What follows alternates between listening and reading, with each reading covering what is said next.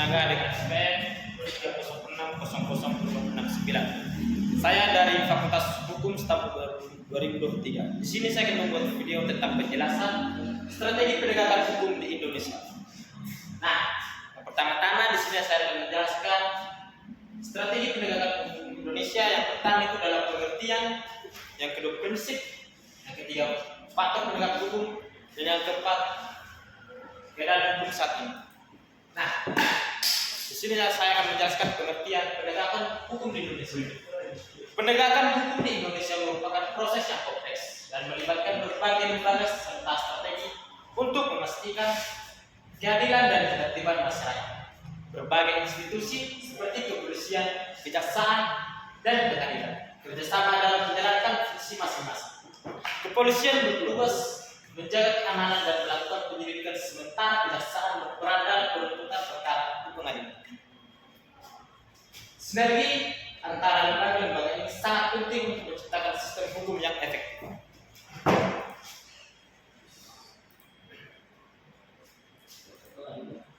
Nah, di sini saya akan menjelaskan prinsip penegakan hukum di Indonesia.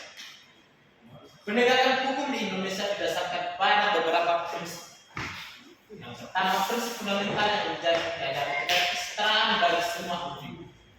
4 individu utama yang sering dibahas dalam konteks ini adalah equality before the law, legalitas the rule of law, dan equality justice under law. Masing-masing prinsip ini memiliki peran penting dalam menciptakan sistem hukum yang adil dan efektif.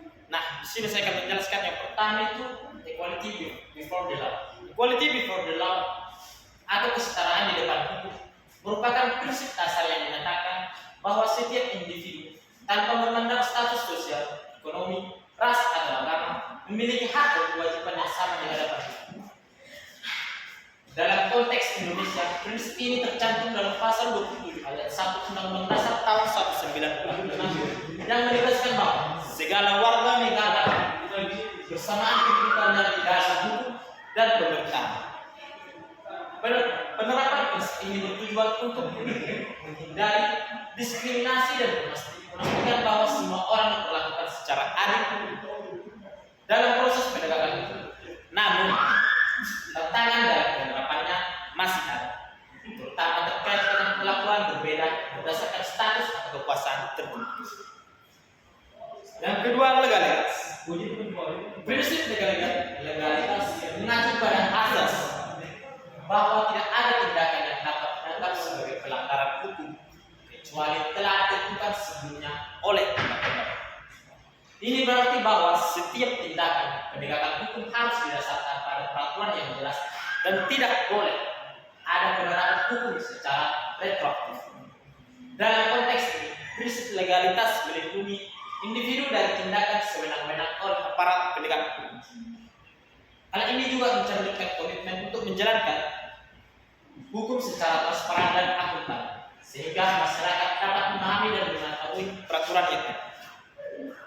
Yang ketiga, the rule of law.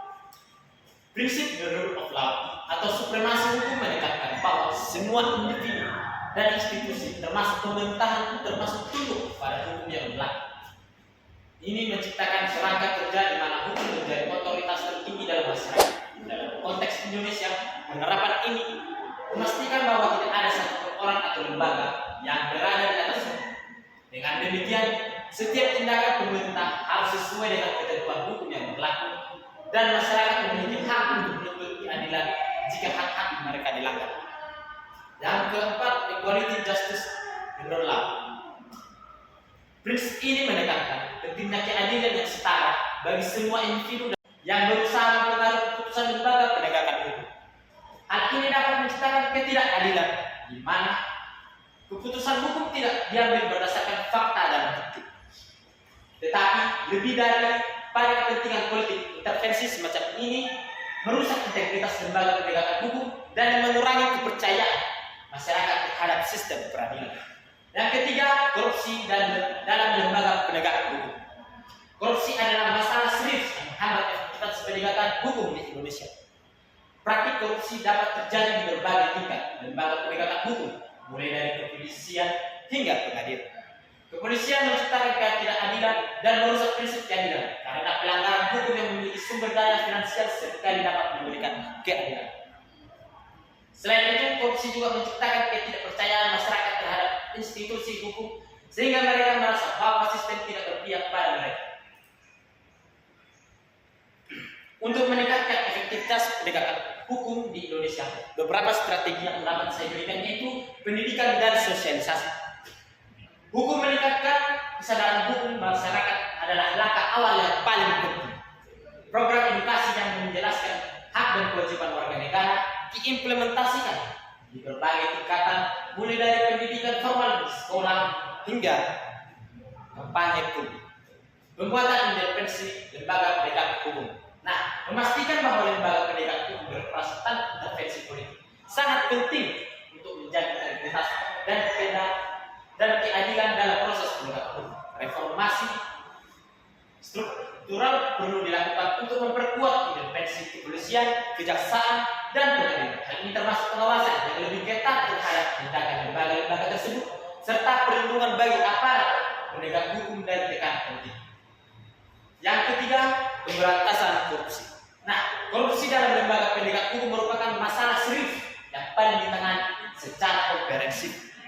Langkah-langkah konkret untuk memberantas korupsi seperti peningkatan transparansi, akuntabilitas, dan pengawasan internal perlu diterapkan. Selain itu, penegakan sanksi yang tegas terdapat pelanggaran hukum di kalangan aparat penegak hukum akan membantu menciptakan kepercayaan masyarakat terhadap sistem. Partisipasi masyarakat. Nah, di dalam partisipasi masyarakat ini mendorong masyarakat untuk aktif berpartisipasi dalam proses penegakan hukum merupakan strategi yang paling efektif.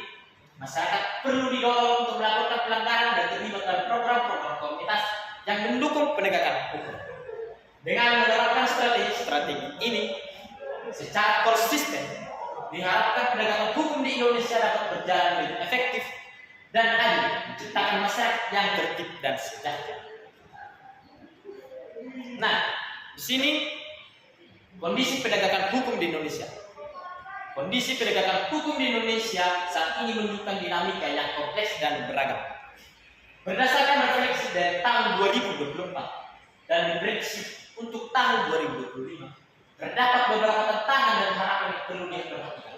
Tantangan penegakan hukum tahun 2024 yang merupakan tahun politik dengan pemilu serta menciptakan situasi di mana penegak hukum seringkali terpengaruh oleh nuansa politik. Banyak pihak menilai bahwa penegakan hukum tidak sepenuhnya murni, melainkan dipengaruhi oleh kepentingan politik tertentu. Hal ini berpotensi mengurangi independensi dan profesionalisme lembaga penegak hukum, seperti kepolisian dan kejaksaan. Selain itu, terkait korupsi tetap menjadi tantangan besar.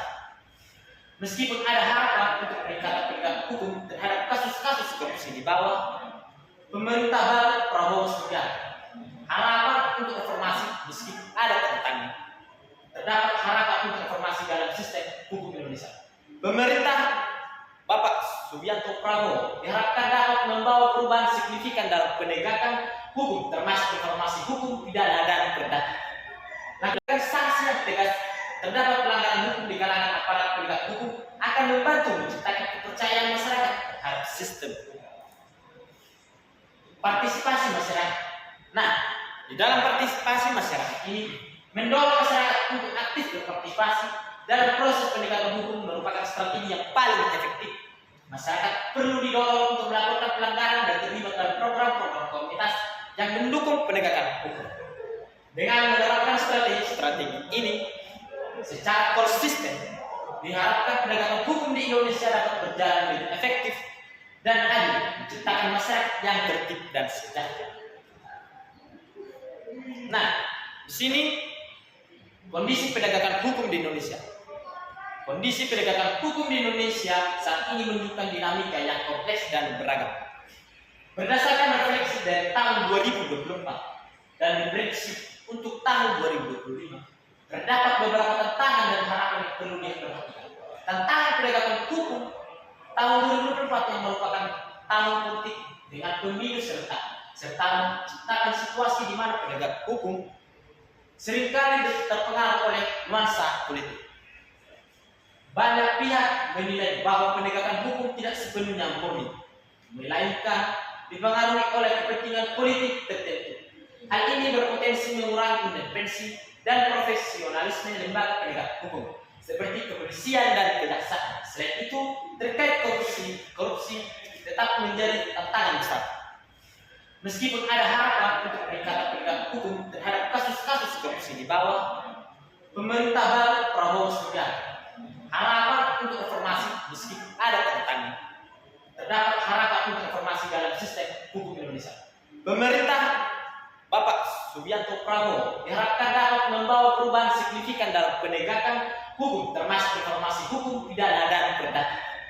Langkah-langkah yang direncanakan mencakup penyusunan aturan turunan dari Kitab Undang-Undang Hukum Pidana baru yang akan berlaku pada tahun 2026, serta peningkatan akses keadilan bagi masyarakat marginal. Survei terbaru menunjukkan bahwa mayoritas responden menilai kondisi penegakan hukum saat ini baik atau sangat baik, dengan tren positif cenderung meningkat. Cukup sekian video yang dapat saya sampaikan. Semoga video ini dapat berguna bagi para saudara-saudara sekalian. Bila ada tutur kata yang tidak pantas atau kesalahan, mohon saya ucapkan terima kasih. Shalom.